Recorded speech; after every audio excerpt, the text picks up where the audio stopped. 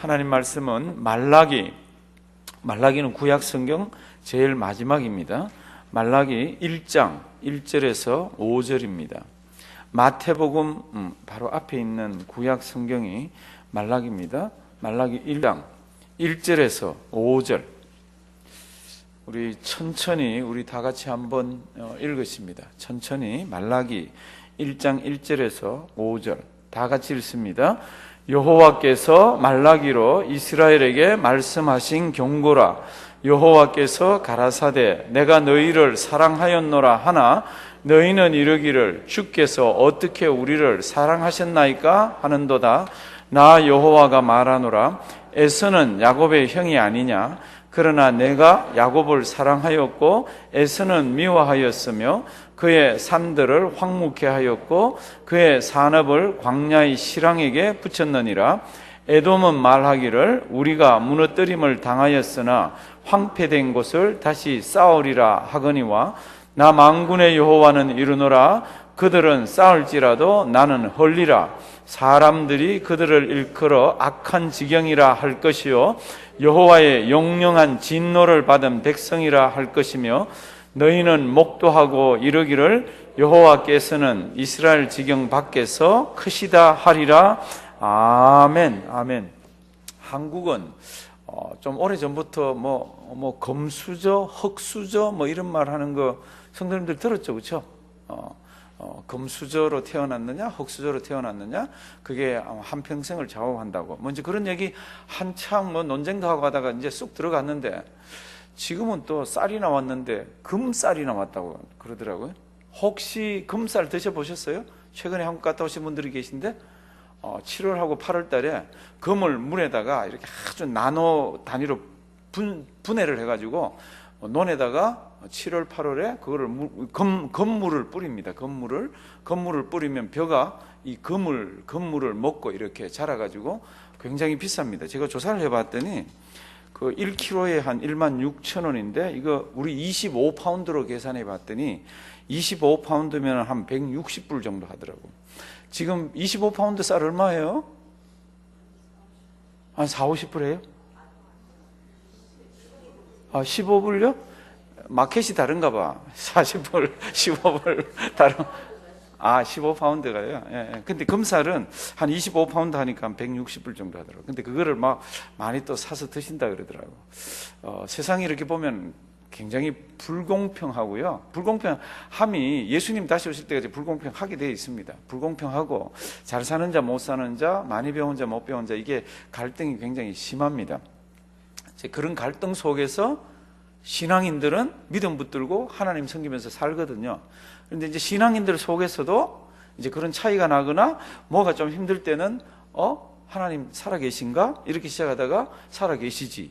그 다음에 나오는 질문이 그러면 하나님 살아계신데 하나님이 나 사랑하나? 이게 이제 등장이 됩니다.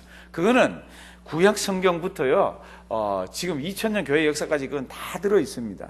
그래서 오늘 우리 그 말씀을 한번 이렇게 보려고 그럽니다. 왜 그런가 하면은 우리가 그 말씀 잘 이해하고 우리의 자녀들도 우리 주변에 있는 신앙이 약한 분들도 그걸로 잘 이렇게 붙드시면 하나님의 은혜가 굉장히 무궁무진한 그런 겁니다. 말라기서는 우리 아시잖아요. 구약의 예언서가 다 끝나가서 마지막이고 그 다음에 신약의 메시아가 오시기 전, 그러니까 마태복음이, 그러니까 우리 성경으로 마태복음이 시작 전에, 이제 신약이 시작하기 전에 있는 그 마지막 성경이에요. 그러니까 한 400 몇십 년을 말라기서가 있고 난 뒤에, 성경 구조로 말라기서가 있고 난 뒤에 이 신약이 이렇게 시작이 됩니다. 그러니까 마지막으로 성경이 기록된 마지막 말씀을 우리에게 주셨는데 어떻게 하는지 한번 보실래요? 여호와께서 말라기로 이스라엘에게 말씀하신 경고라. 경고는 뭔가 하면은 환난이나 재난이나 매를 대시겠다고 하면서 주시는 말씀이에요.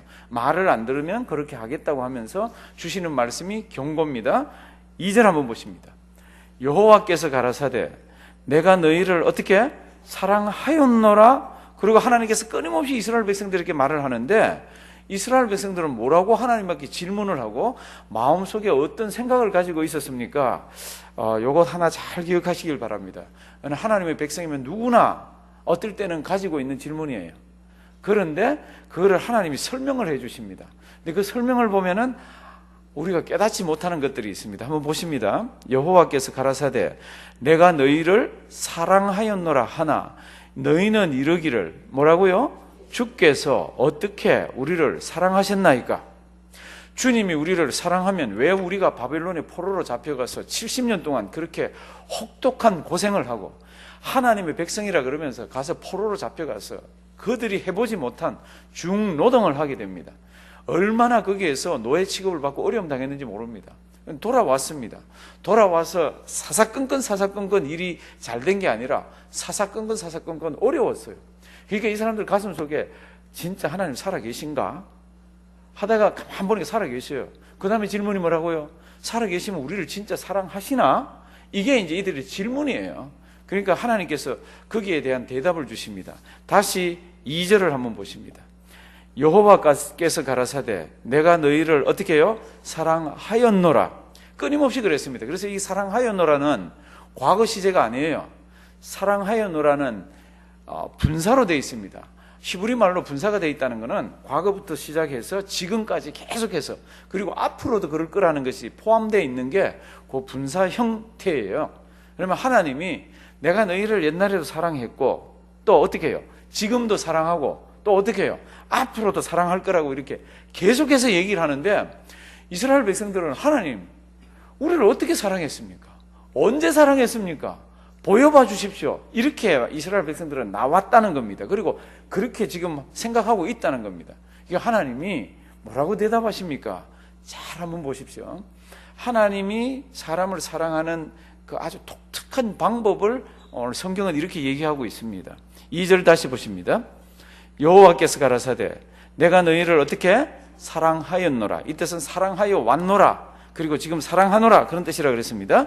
내가 너희를 사랑하였노라 하나 너희는 이르기를 주께서 어떻게 우리를 사랑하셨나이까? 주님이 언제 무엇으로 어떻게 우리 사랑했습니까? 이렇다는 겁니다. 나 여호와가 말하노라 에서는 야곱의 형이 아니냐. 그러나 내가 누구를요? 야곱을 사랑하였고 에서는 어떻게 해요? 미워하였으며. 사랑하신 성도 여러분들 이게 무슨 이야기입니까? 창세기 아브라함 선택하고 창세기를 쭉 들어가서 이렇게 보시면요 하나님께서 에서를 다루시고 야곱을 다루시는 그것들이 나옵니다. 특별히 창세기 25장에 가면은 야곱과 에서와 야곱의 엄마가 리브가잖아요, 그렇죠? 임신을 했습니다. 그 임신해서 입덧이 조금 진행되고 이러다가 이제 아이들이 뱃속에서 뭔가 이제 좀 됐을 때 성경 보시면 어떻게 되어 있습니까? 엄마 배가 자꾸 아픕니다. 그래서 가만 보니까 아이가 두 속에서 쌍테라 이게 막 싸우는 겁니다. 발길질하고 싸우고 막 난리를 치는 거 있잖아요. 그래서 하나님한테 물어보잖아요. 이거 어떻게 된 거냐고 그랬더니 하나님 가르쳐 주시죠. 큰 아이가 작은 아이를 섬겨야 할 것이라고. 그러니까 이 작은 게 이 뱃속에서부터 형을 이기려고 막 발길질하고 난리를 치는 겁니다. 참 희한한 게 성경이 기록되어 있습니다. 그리고는 태어났잖아요. 그리고는 가만 보니까 하나님께서 야곱을 선택하시더라고요. 그게 이제 사랑했다는 거잖아요. 그러면 야곱의 일생을 잘 한번 보시고 그 인격을 한번 보십시오. 하나님이 사랑했다는 그자의 인격과 그자가 걸어왔던 길을 한번 보십시오. 성경을 보시면 야곱이 사나이답고 사람답습니까? 에서가 사람답고 사나이답습니까? 솔직하게 얘기하면 야곱이 아닙니다. 에서가 훨씬 더 인간미가 풀풀 풍깁니다. 야곱은요 아버지하고 형하고 덩쳤잖아요. 썩여 먹었잖아요. 그리고는 저 멀리 가가지고 외삼촌도 썩입니다. 외삼촌 이 앞에서 자기 재물 불리는 거 보면요 상상을 초월합니다. 물론 그게 어떤 영적인 의미가 들어가 있겠지만 제가 지금 사람 입장에서 보자 그랬잖아요. 하나님의 사랑을 입었다 그러면서 살아가는 거 보면요 야비하기 짝이 없습니다. 그런데 그가 나중에 이 형을 만나러 자기 고향으로 돌아올 때 재산을 가지고 돌아오고 할 때 형이 나타나잖아요. 형이 나타날 때 사병을, 이 사자가 사사로울 사자, 개인 사자입니다. 사병을 거느리고 왔습니다. 몇 명 데리고 왔죠? 400명을 데리고 왔습니다. 400여 명을. 400여 명은 아브라함이 자기 조카를 구하러 전쟁하기 위해서 데려갈 때 그 군인보다 훨씬 많습니다. 무슨 이야기예요? 에서가 우리는 어찌 된 연인지 모르지만 재물이 많은 거예요. 하나님 사랑했다 그래서 막 야비하게 굴면서 재산 모은 야곱보다도 어쩌면 많을지 몰라요. 그래서 형한테 어마어마한 선물을 하잖아요. 에서가 받아요, 안 받아요? 안 받습니다. 왜요? 나도 넉넉하다. 나도 안 받는 거예요.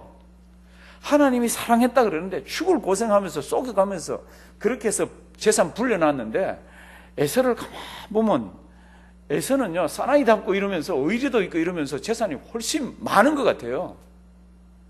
이상하네요.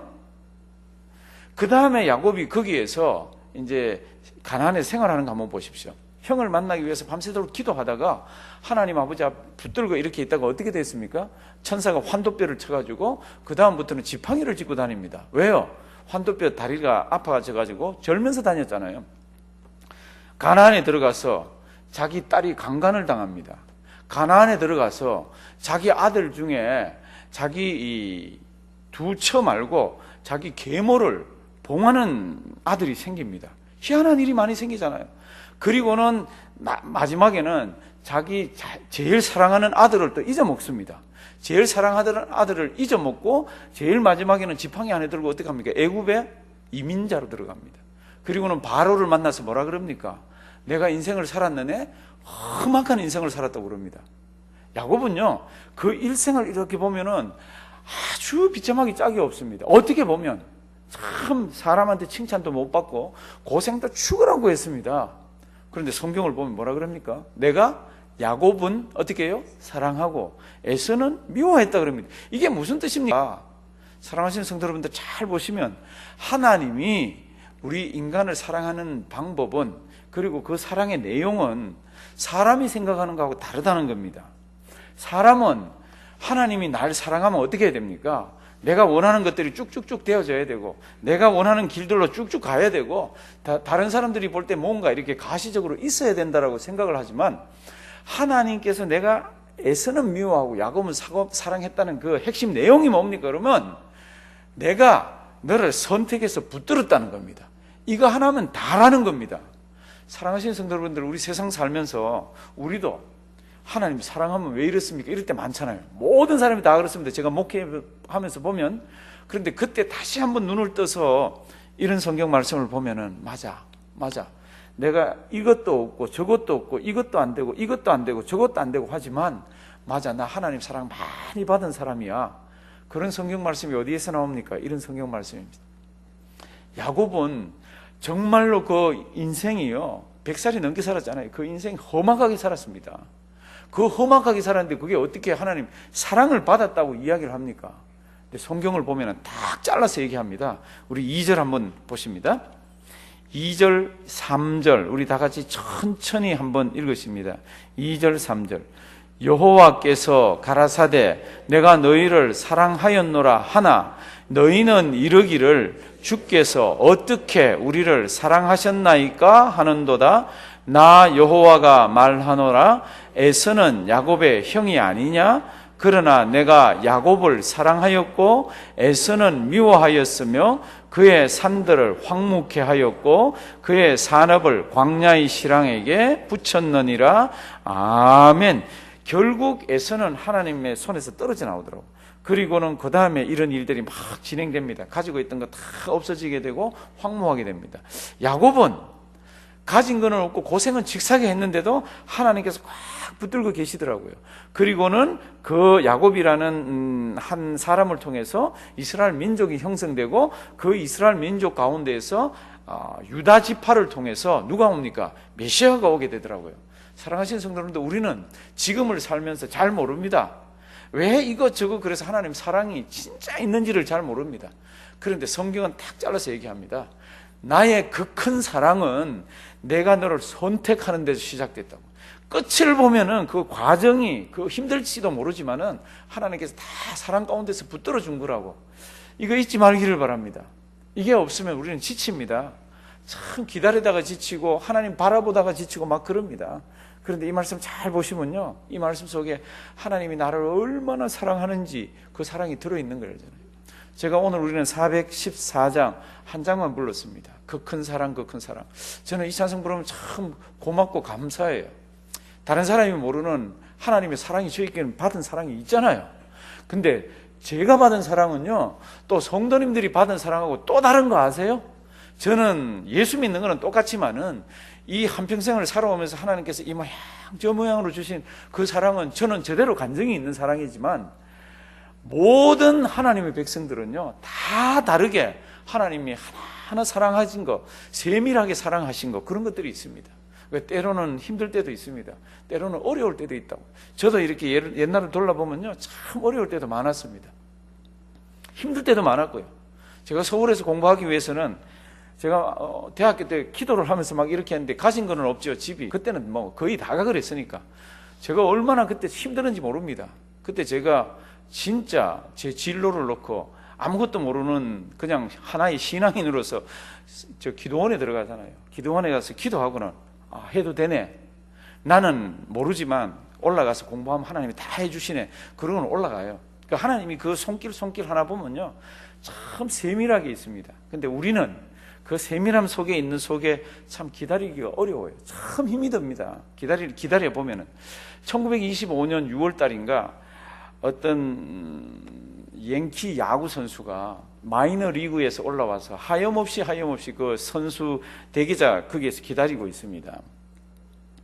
자기가 이름을 불러주기를 기다리고 있는데 이 감독이 불러주질 않는 거예요. 그래서 그날도 이제 야구가 이제 시합된다고 이제 양키 선수들이 쫙 나가서 있는데 그 중에 한 선수가 돌아오는 거예요. 감독님, 내 머리가 너무 아픕니다. 오늘은 조금 쉬어야 되겠습니다. 그 사람이 굉장히 유명하게 양키에서 잘하는 사람이에요. 그러니까 이 감독이 이렇게 돼 있더라고. 가서 아스피린 하나 먹고 조금만 쉬어.